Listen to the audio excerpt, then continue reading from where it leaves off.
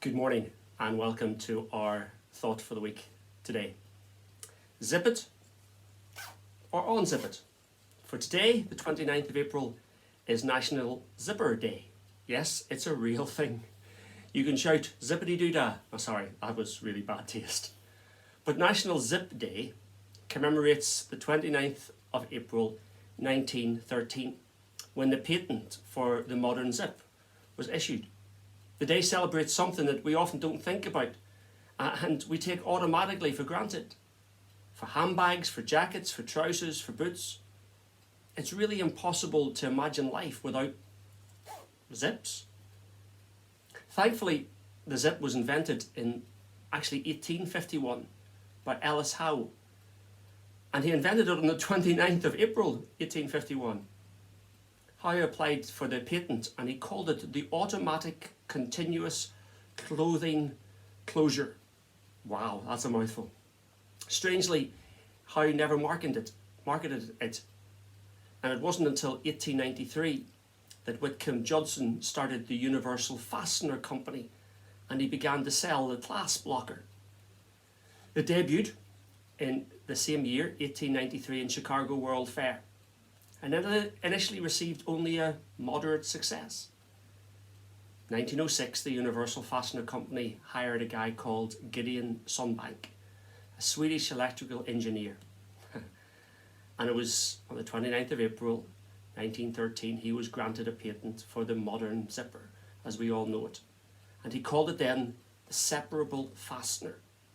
To this day, metal zips are by far the most popular fasteners. The zip, what's it do? It simply binds two things together. It was Charles Haddon Spurgeon, who was known as the Prince of Preachers. He once said, "There is no joy in this world like union with Christ."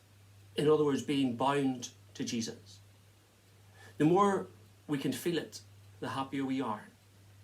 Union with Christ is at the centre of our salvation, our sanctification, and central to all our deepest joys in life.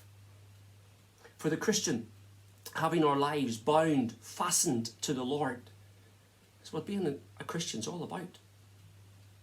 A Christian is joined to Christ. This is one of the great truths of the gospel. Christians do not have an independent standing with God. They are joined to Christ, and by their union with Him, they receive the blessing of redemption. They are joined in person to Christ, and from this union flows the life of Christ. It's so important. Listen to the Apostle Paul in 1 Corinthians 6:17. "But whoever is united with the Lord is one with Him in spirit." In the Old Testament, we find literally hundreds of references to the believer's union with Christ. Let me just mention a few, for example. Believers are created in Christ, according to Ephesians 2:10. We're crucified with Christ, Galatians 2:20. We're buried with Christ, Colossians 2:12. We're baptized into Christ in His death, Romans 6:3. We're united with Him in His resurrection, Romans 6:5. We're seated with Him in the heavenly places, Ephesians 2:6. The church is one flesh with Christ, Ephesians 5. Believers gain Christ and are found in Him, Philippians 3:8 and 9. And I could have quoted hundreds of scriptures. It's according to John Calvin. Our union with Christ is to be accorded the highest degree of importance. Why? Because being joined to Jesus is the whole point of the gospel.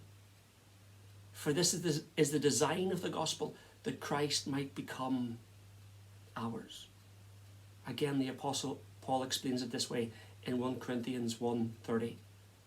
"You are in Christ, who became to us wisdom from God, righteousness and sanctification and redemption." In other words, it's our connectedness with Christ.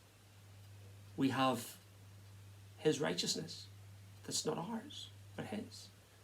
He became our righteousness. He became our wisdom. He became our redemption, our sanctification.